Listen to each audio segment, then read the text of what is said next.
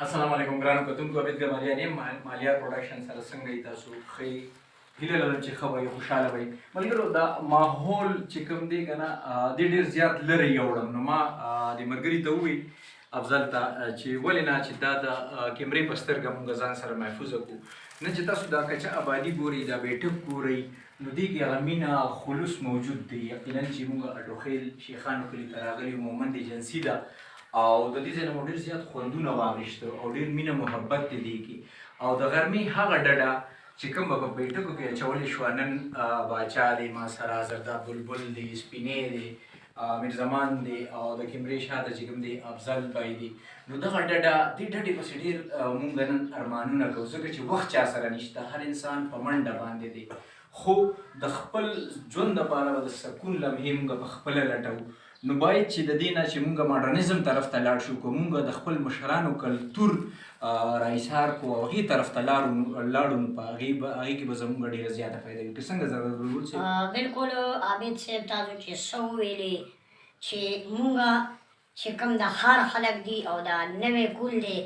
نو دی خپل کلتور هیر کړی دی که ته دی نه دا تپوس وکړي چې میرګاډي څه ته وایي دی نه پېژني که ته دی ته دا ووایې چې باڼیچک څه شی دی دی نه پېژني سادار ټوپی واسکټ دا زموږ کلتور کې دي کپړې پینټ شرټ رالو هر څه غیب کړه صوفه راله په حجره کې د مشر کشر عزت غیب کړو حجره کې به مشر به رادننه شو کشران به پاڅېده کټ کې به ناستو مشر به سر ته کېناستو کشر به لنګې ته کېناستو نو الله دې وکړي چې زموږ دا نوی کولم دا خپل کلچر خپل کلتور راټینګ کړي او د پلار نیکه دا پګړۍ دا هېره نه کړي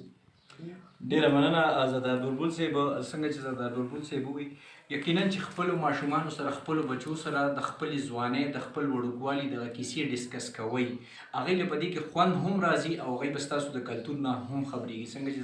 زرداد بلبل صاحب ووایي چې موږ ته د ډېرو څیزونو داسې زموږ نوې کول ته پته نشته چې هغه زموږ د کلتور حصه ده نو دا نه چې لکه زموږ دا نوې کول په بل طرف روان شي الله دې وکړي چې زموږ دغه حجره زموږ دغه بیټک دا دوباره آباد شي او همداسې د یارانو محفلونه ورکې جوړي ډېره